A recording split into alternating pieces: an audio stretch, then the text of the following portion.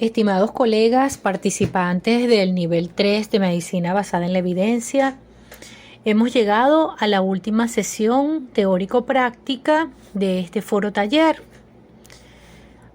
cuyo tópico a desarrollar es el protocolo de presentación de artículos de investigación.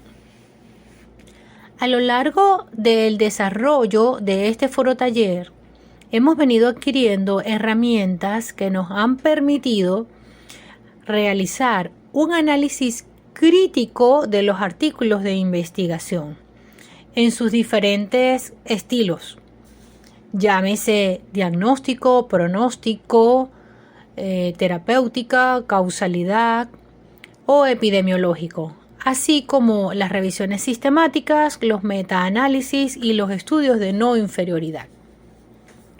La finalidad de esta actividad es que todo lo aprendido lo podamos llevar a la práctica y plasmarlo a través de una presentación que será la evaluación final de este foro taller. Así, cuando revisamos un artículo de investigación para realizar el análisis crítico, bien sea para la elaboración de una tesis, de un proyecto de investigación, de un trabajo de ascenso o para un entrenamiento en medicina basada en la evidencia, nosotros nos preguntamos cuáles son las ventajas de realizar este análisis crítico.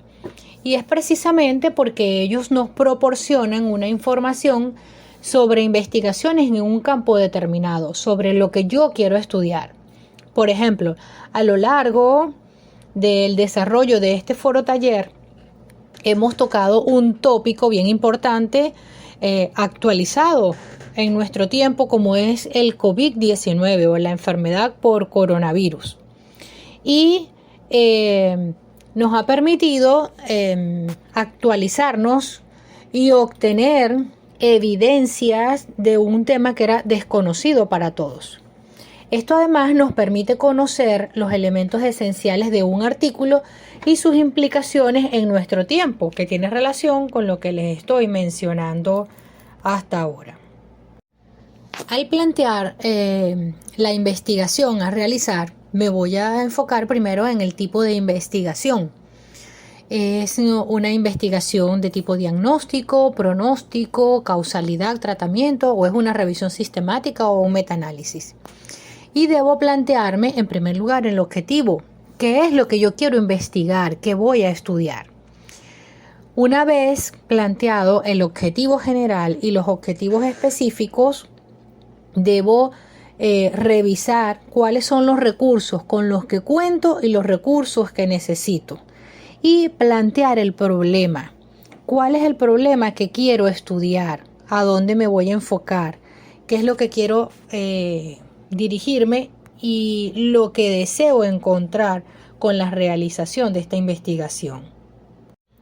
También es importante recordar y tener en cuenta estos aspectos. De acuerdo con el periodo en que captamos la información, puede ser retrospectivo, ambispectivo o prospectivo. Recordando que el estudio de tipo retrospectivo o de casos y controles, los datos se refieren a hechos que ya han acontecido. Es un muestreo por variables de entrada que puede producir estudios prospectivos o de cortes. Y el muestreo de variables de salida produce estudios retrospectivos. Y el estudio ambispectivo es donde el investigador recoge información sobre una exposición en el pasado, pero la construye hasta el momento presente y continúa con un seguimiento de las muestras o de los sujetos o participantes en el tiempo e informan sobre la prevalencia de una enfermedad en el mismo. De acuerdo a la evolución del fenómeno estudiado, estos pueden ser longitudinales o transversales. Los estudios longitudinales, recordar que es un tipo de diseño de investigación que consiste en estudiar y evaluar a las mismas personas por un periodo prolongado de tiempo. Hay un seguimiento y lo define como la examinación de cambios producidos en el tiempo en una misma muestra, mientras que los estudios de corte transversal son los que se realizan en un periodo determinado de tiempo, un periodo ya establecido, y es más corto.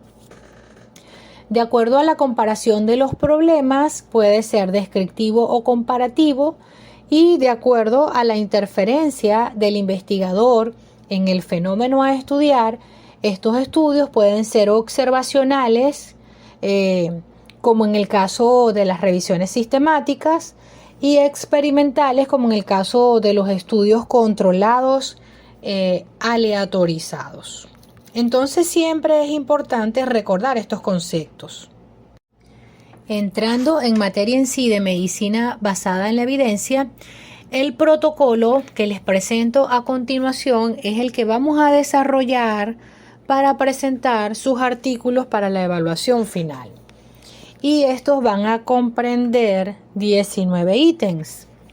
En primer lugar, el título, seguido de los datos de importancia que incluyen autor principal, fuente, factor de impacto, fecha de publicación, DOI, y debemos revisar si hay conflictos de interés o no. En tercer lugar, el fundamento, que son los antecedentes que sustentan la investigación, las preguntas pico, la hipótesis, basándonos en las variables independiente y dependiente, los objetivos o el objetivo, el diseño del estudio, que debe comprender el texto, la descripción y el gráfico del estudio, los individuos, la metodología, los eventos finales, y es importante, de acuerdo al tipo de estudio que se va a presentar, describir los eventos finales primarios y secundarios. Los resultados, la validez interna y externa, el estado actual del artículo, donde debemos explicar cuándo fue enviado, aceptado, aprobado, si ya fue publicado o no, la matriz FODA, en la que debemos describir las fortalezas, oportunidades, debilidades y amenazas del estudio, los niveles de evidencia y grado de recomendación, que lo hemos venido trabajando en todos los artículos, las conclusiones finales, la biografía del autor principal, en este caso, y la bibliografía. Así debe estar constituido todo el protocolo de presentación en este nivel. Ahora vamos a realizar una sesión teórico-práctica sobre el análisis crítico de los artículos. En el desarrollo de las clases, en las sesiones prácticas, hemos podido ir observando cómo se hace este tipo de análisis de acuerdo al tipo de estudio. Sin embargo, para este he tomado un ejemplo sobre una revisión sistemática, y vamos a comenzar por el título. El título siempre debe ser bien, pero bien claro, preciso y conciso, que permita expresar de qué se trata la investigación, que cuando el lector mire el título de una vez ya tenga idea de lo que se trata, y de allí va a ir discerniendo si el artículo le es beneficioso para lo que quiere investigar o no. En este caso, el artículo que vamos a ir desarrollando para la práctica es revisión sistemática sobre la utilidad pronóstica del dímero D, coagulación intravascular diseminada y tratamiento anticoagulante en pacientes graves con COVID-19. En lo que respecta a los datos de importancia, tenemos en primer lugar el autor. Debemos mencionar siempre, en este caso, el autor principal y colaboradores. No los vamos a describir todos, sino que colocamos et al y colaboradores. La fuente es la revista en donde se está publicando el artículo. El factor de impacto, que este es un instrumento para comparar revistas científicas y además evaluar la importancia relativa de cada uno según las citas recibidas por los artículos que publica. El factor de impacto de una revista es la media del número de veces que se cita un artículo publicado en ella. Ahora nos preguntamos cómo se calcula el factor de impacto. Este se calcula dividiendo el número de citas actuales a artículos publicados en los 2 años anteriores por el número total de artículos y revisiones publicados en dicho periodo. También pues hay fórmulas para uno calcular el factor de impacto. El otro dato importante es la fecha de publicación, además de el DOI y los conflictos de interés. Con respecto al DOI de un artículo, esto no es más que una forma de identificar un objeto digital. Por ejemplo, un artículo electrónico de una revista, un capítulo de un libro electrónico, sin importar su URL. De forma que si esta cambia, el objeto sigue teniendo la misma identificación. Esto se utiliza extensivamente en publicaciones electrónicas como revistas científicas y otros. Los DOI tienen un sistema jerárquico y son las empresas. Normalmente las mismas editoriales las que solicitan registrar sus objetos. Un DOI tiene 2 partes separadas por un slash, como podemos evidenciar allí. Una parte identifica a la entidad que registra, ¿ok? Y la otra parte, que es la que va después del slash, identifica al objeto, que es el que está publicando. La primera parte es la empresa y la segunda es el sujeto. ¿Cómo se localiza el DOI de un artículo? Bueno, es necesario localizar en la red el artículo en cuestión y el DOI aparecerá en la cabecera del propio documento electrónico o bien en la parte del pie de página del artículo. Con respecto al conflicto de interés, siempre es importante saber si los autores están recibiendo algún pago o remuneración por participar en el estudio, si forman parte del staff, por ejemplo, del laboratorio o de las empresas que estén patrocinando el estudio.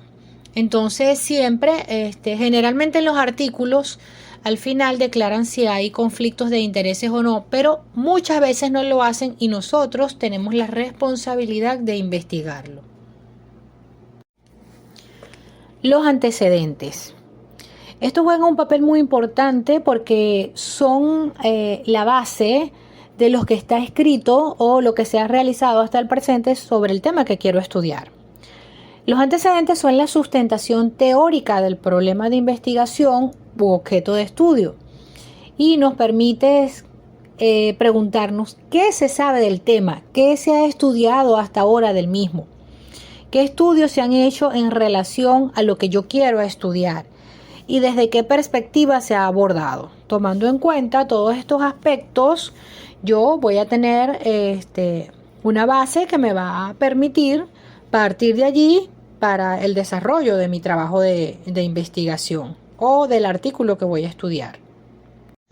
Aquí tenemos un ejemplo de los antecedentes y cuyo autor es Spiesa y colaboradores, que fue titulado COVID-19 relacionado a hipercoagulabilidad severa en pacientes admitidos a la unidad de cuidados intensivos por falla respiratoria aguda. Fue publicado en la revista de trombosis y hemostasia del 2020. Podemos observar el DOI. El objetivo que ellos se plantearon fue evaluar las alteraciones de la coagulación mediante pruebas tradicionales y perfiles de tromboelastometría en sangre total en un grupo de 22 pacientes consecutivos que ingresaron a la unidad de cuidados intensivos del Hospital Universitario de Padova por insuficiencia respiratoria aguda debido a COVID-19. Obtuvieron como resultado que los niveles plasmáticos de fibrinógeno y dímeros D significativamente estaban más altos que los controles sanos, con una P estadísticamente significativa, concluyéndose que los pacientes con COVID-19 con insuficiencia respiratoria aguda presentan una hipercoagulabilidad grave más que una coagulopatía de consumo. En lo que respecta a la pregunta PICO, debemos recordar que la nomenclatura PICO significa P paciente, que tiene que ver con grupos de edad, estadio de la enfermedad y comorbilidad. La I de intervención, que se refiere a factor pronóstico, agente etiológico, prueba diagnóstica, etc. La C, comparación, se refiere a la alternativa a la intervención estudio, tales como tratamiento habitual o placebo, ausencia de un factor de riesgo, etc. Y la O a los outcome o resultados, que son las variables de resultados clínicamente importantes. En este estudio ellos se plantearon las 4 preguntas PICO. La primera, si los niveles de dímero D se asocian con el pronóstico de pacientes con COVID-19. La segunda, si la coagulación intravascular diseminada en pacientes con COVID-19 se asocian a una mayor mortalidad. La tercera pregunta, la administración de anticoagulación empírica en pacientes con COVID-19 y dímeros D elevado mejora el pronóstico de la enfermedad. Y la cuarta pregunta, que se refiere a los resultados, ¿deberíamos administrar anticoagulación en pacientes con COVID-19 y CID asociada? De acuerdo a estas preguntas PICO, se va a realizar la metodología y se le va a dar respuesta para obtener los resultados y las respectivas conclusiones. Vamos ahora con la hipótesis. En la hipótesis se plantean preguntas específicas y precisas en base a los objetivos que se han planteado en el estudio. La podemos definir como una explicación anticipada o una respuesta tentativa que se formula el investigador con respecto al problema que él pretende investigar. Es una suposición. Recuerden que una hipótesis es una suposición que está fundamentada en la observación del fenómeno que es objeto de la investigación y que debe conducir racionalmente a la predicción teórica de algunos hechos reales que posteriormente deban ser sometidos a prueba. Cuando hablamos de hipótesis debemos tomar en cuenta que ella se clasifica o se subdivide en variables independientes y la variable dependiente. La variable independiente es el elemento, fenómeno o situación que explica, en este caso, condiciona o determina la presencia de otro. Es decir, es la causa, es la consecuencia de la causa posible del fenómeno que se estudia, que origina diversos efectos, o sea, que los efectos de las variables dependientes, que están relacionados entre sí y que pueden repercutir bajo ciertas circunstancias en las causas. ¿Ok? En este caso, la variable dependiente es el fenómeno o situación explicado que está en función de otro, ¿ok? Que va a depender de la variable independiente en este caso.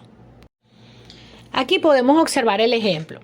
El título de nuestro trabajo es Revisión sistemática sobre la utilidad pronóstica del dímero D, coagulación intravascular diseminada y tratamiento anticoagulante en pacientes con COVID-19.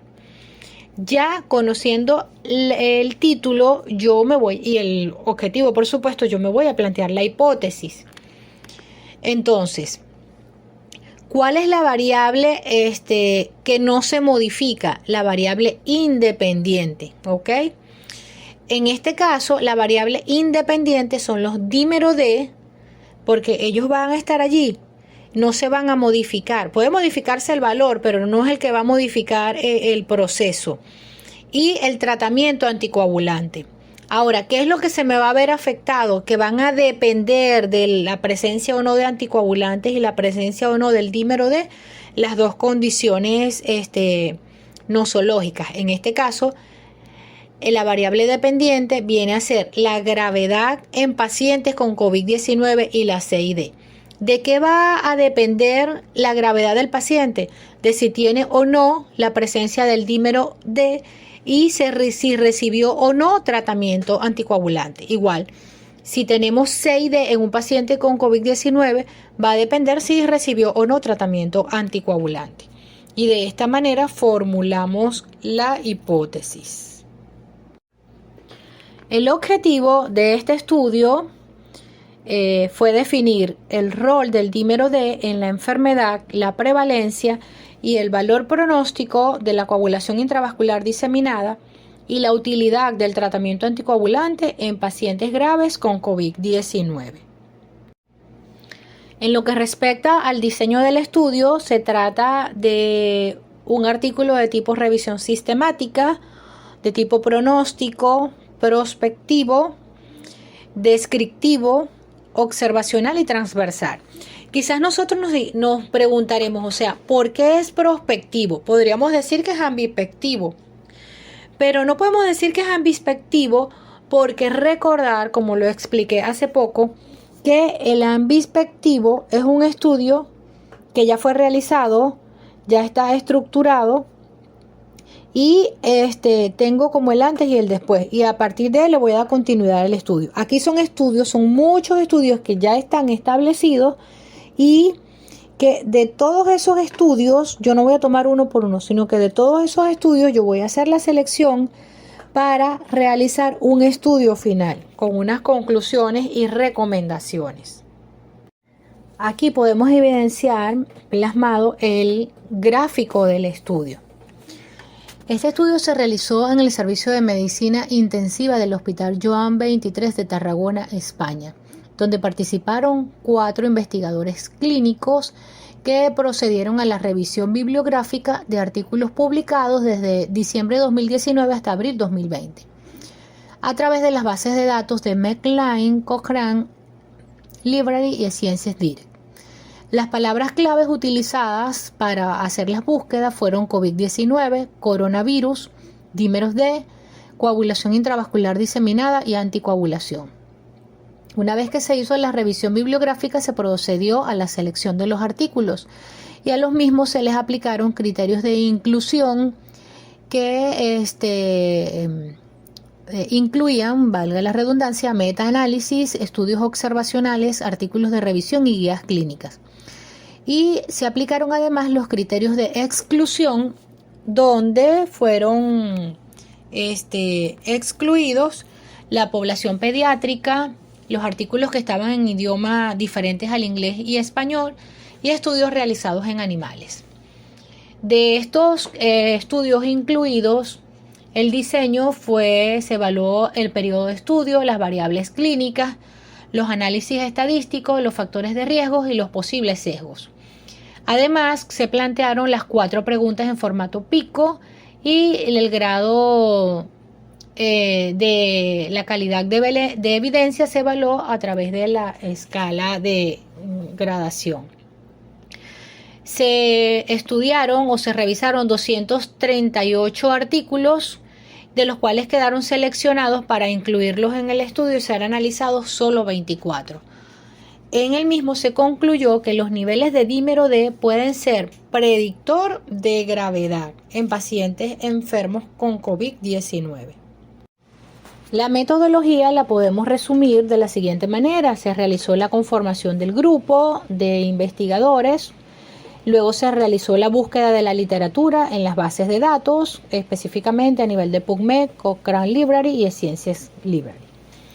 Se evaluaron los tipos de estudios, fueron estudios originales, básicamente de tipo observacionales. Luego se procedió a la extracción y análisis de datos, posteriormente al desarrollo de las recomendaciones para obtener los resultados correspondientes. De acuerdo al esquema, continuaría los individuos, pero en este caso no podemos hablar de individuos porque es una revisión sistemática, sino de artículos. Fueron 196 artículos en total, revisados a través de las bases de datos, 42 fueron textos y fue un total de artículos incluidos para el estudio solo 24. En los eventos finales se pudo obtener los resultados dando respuesta a cada una de las preguntas pico.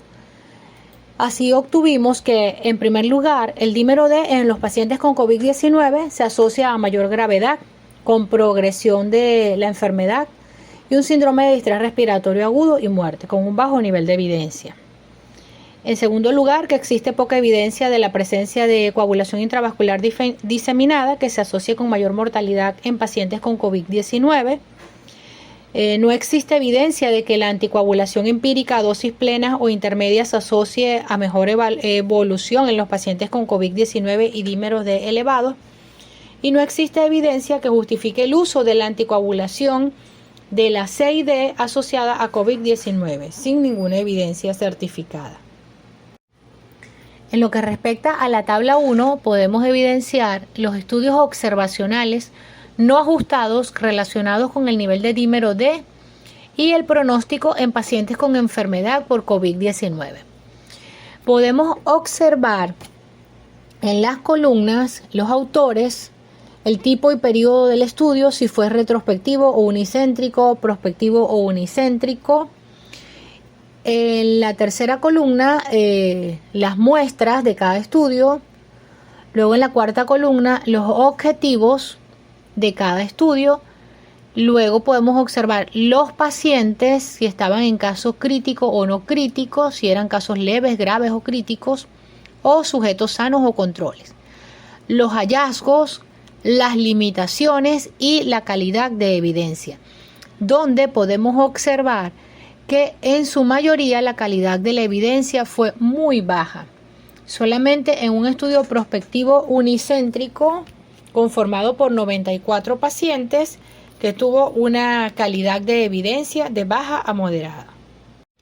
Y en la tabla 2 podemos evidenciar estudios observacionales ajustados relacionados con los niveles de dímero D como predictor independiente en pacientes con enfermedad con COVID-19.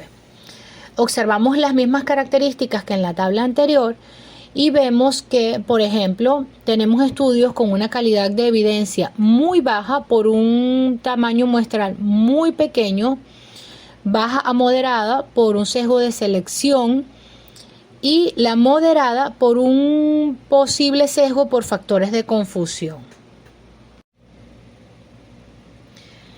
En la validez interna podemos decir que se definió adecuadamente el problema a estudiar y que el diseño es una revisión sistemática que fue claramente descrita. La selección de los artículos incluidos se realizó en base a estudios originales, aplicando los respectivos criterios de inclusión y exclusión, y se utilizaron los niveles de evidencia y grados de recomendación para poder luego establecer las conclusiones y recomendaciones finales. De acuerdo a la validez externa, los resultados son aplicables en nuestro medio debido al alto número de casos con COVID-19 y un porcentaje considerable con enfermedad grave con trastornos de coagulación.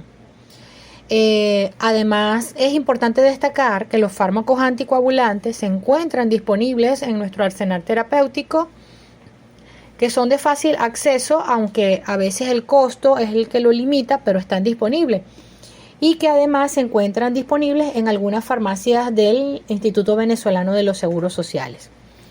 Se cuenta con reactivos para dímeros D en laboratorios privados y es un estudio que, de acuerdo a sus características, puede reproducirse tanto a nivel local como regional.